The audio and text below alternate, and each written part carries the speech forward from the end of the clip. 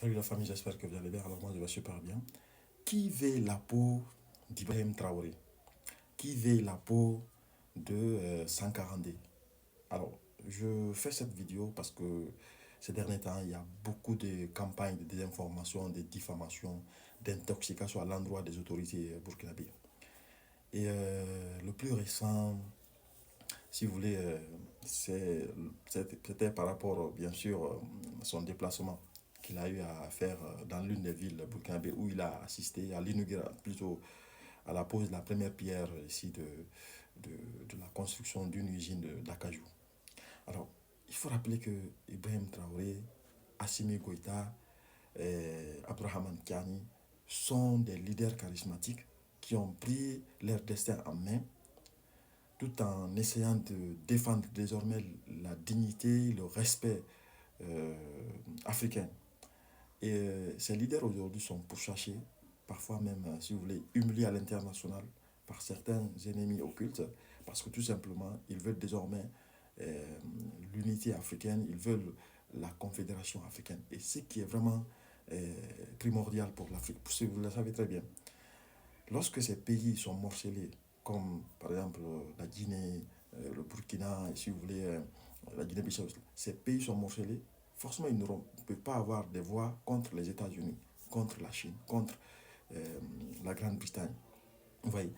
Et ces leaders charismatiques aujourd'hui font de la fierté parce qu'ils ont compris que pour qu'il y ait forcément de l'unité africaine, il faut d'abord commencer par mettre en place ces États qui ensuite peuvent aussi permettre de donner, si vous voulez, l'avantage ou si, le courage à d'autres de former ce qu'on appelle ici une fédération.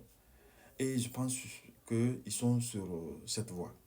Alors, Ibrahim Traoré, parce que c'est lui réellement cette vidéo concerne, il faut rappeler que c'est quelqu'un qui désormais a donné sa vie pour son pays.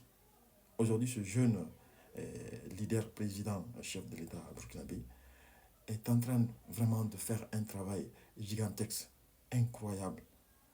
Aujourd'hui, il est adulé par sa population parce que tout ce qu'il pose comme jalon, forcément, va rentrer dans le développement de ce pays, quoi. Alors, on va faire un petit parallèle à la Guinée. Vous savez, la Guinée, nous sommes l'un des rares pays qui n'a pas connu de djihadisme, encore moins de guerre civile. Aujourd'hui, ce pays se trouve, si vous voulez, attaqué, si vous voulez, saisi par des gens qui, au préalable, avaient tenu, si vous voulez, prononcer des engagements qu'ils allaient respecter. Alors, ils ont élaboré la charte de la transition.